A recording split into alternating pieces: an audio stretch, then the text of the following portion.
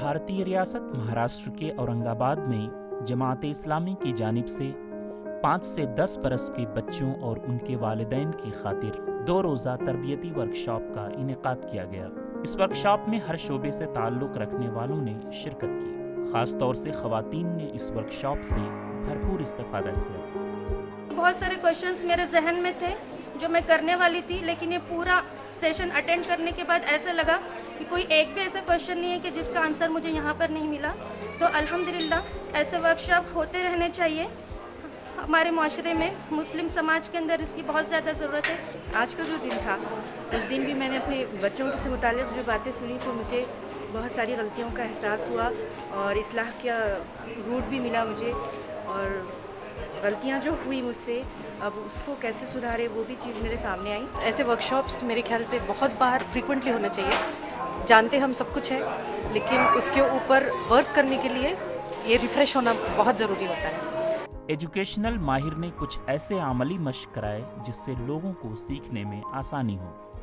ऐसा उठ जाइए, आप डिस्ट्रीब्यूट हो जाइए। एक आदमी ऐसा करें, दूसरा आदमी 90 डिग्री में टेस्ट करें, सच बोलें, झूठ बोलें। Do it for yourself. Parenting ये हर एक घर की ज़रूरत है। पेरेंटिंग का मतलब बाद लोग ये समझते हैं कि जिनके बच्चे बिगड़ गए हों, ख़राब हो गए हों, सिर्फ उनके लिए जो है पेरेंटिंग है। नहीं, हर माँ बाप अपने बच्चों को कैसे ऊंची परवाज़ उड़ान सिखाएं, इसके लिए ज़रूरी है कि पेरेंटिंग का गुण सीखें और बच्चों के अंदर स्मार्टनेस पैदा करें।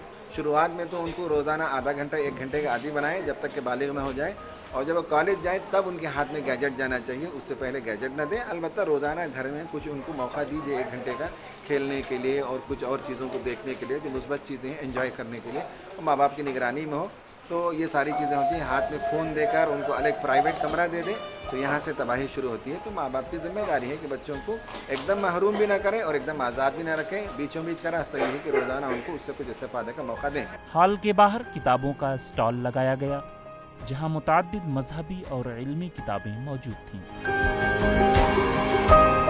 उम्मीद है कि मौजूदा डिजिटल दौर में ऐसे प्रोग्राम बच्चों और वालिदैन की तरबियत की खातिर मुफीद साबित होंगे। ईटीवी भारत के लिए औरंगाबाद से असरार चिश्ती की रिपोर्ट।